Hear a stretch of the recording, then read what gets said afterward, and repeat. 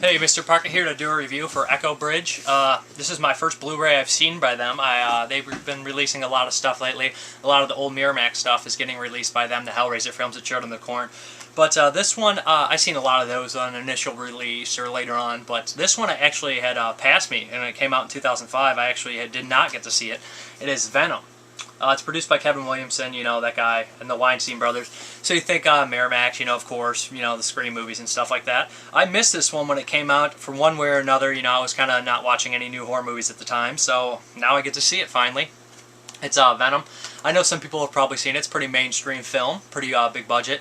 And they're releasing these Blu-rays, and they're fairly cheap for a really good price. It's $7.99 at Best Buy, so if you sounds interesting or sounds like something you like, go ahead and grab it. But anyways, this film follows... Basically, I have to explain the scenery and the background of the movie. It takes place in Louisiana, where there's a lot of voodoo and stuff like that. Actually shot on location in the swamp, so it looks really good, really cool. Great setting for a horror movie, great place, great locations.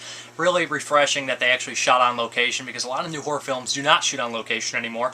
Like Hatchet was kind of in that territory, but they made their sets and it was really obvious. This looks a little bit better.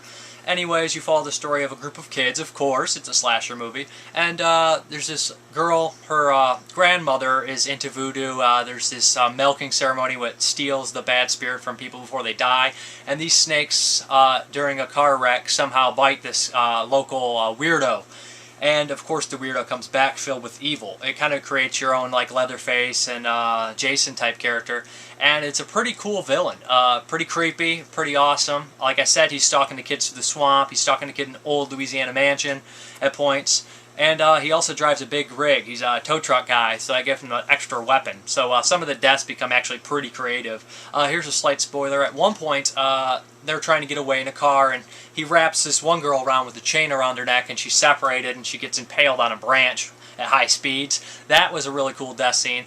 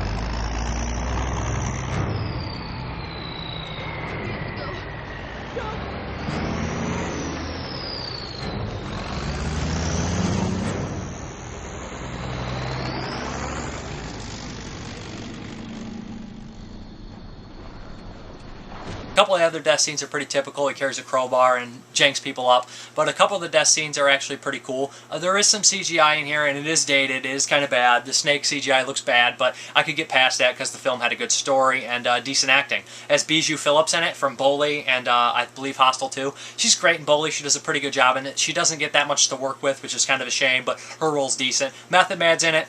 I mean, he's in it a little bit if that's any, you know, consolation to you guys, but anyways, I thought the film was acted pretty decently. I thought the killer was very creepy. I thought the locations were really good. I thought the Blu-ray release looked very actually clean, which surprised me. I didn't know how it would look because I haven't seen any of their Blu-rays. And this film actually comes with some special features, the cast auditions, which are always interesting to watch to see how the person was going to portray them in the auditions and why they chose them. 10-minute making of, about 8-9 minute making of, which is kind of cool. You get to see Kevin Williamson talk about why he chose the film, and you know, this is originally a prequel to a video game that never, I don't know if it ever got made, but I didn't see it. And this was made before, which is kind of cool. They were creating like their own villain, like Freddy and stuff. And I was surprised there wasn't a sequel, or a sequel I don't know about. And of course, there's some storyboard comparisons. But as I said, this one's a nice little fun fun romp, just a typical slasher movie, but it has a little bit of extra to it because it has that good story, and it looks good, and they use good locations, and the acting's fair. There's a couple cool murders in here. The kill count's around 10, so that's a little more average than your slow-paced slasher movie. And anyways, it's a pretty good release, worth the price, $8. I mean, I enjoyed the film. I thought it was pretty good. I didn't know what to think. I skipped it on initial release because the cover didn't appeal to me. This cover looks much better. I don't think this is the original cover. But anyways, I didn't think it was that bad. I know, it was decent. It was worth a watch, for sure, because the killer is just a big guy, and he's creepy as hell, and he has a good origin story. So, yeah, check it out. And it's nice to see him shoot in a swamp, because shows the actors have dedication, and it really showed in that perspective, you know. I mean, it sure looked a lot better in this set, and you can really feel it. Thank you for watching. Have a good one. Bye.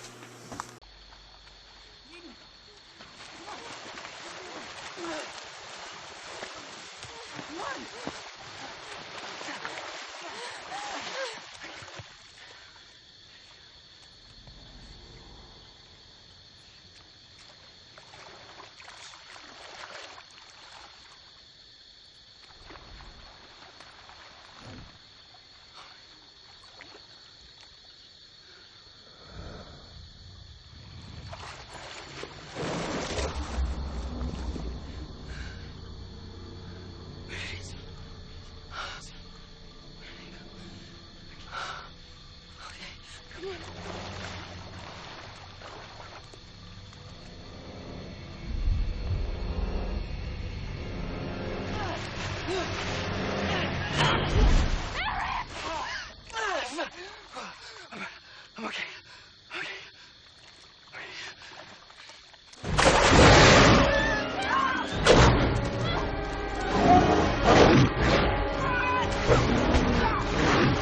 Run! Run!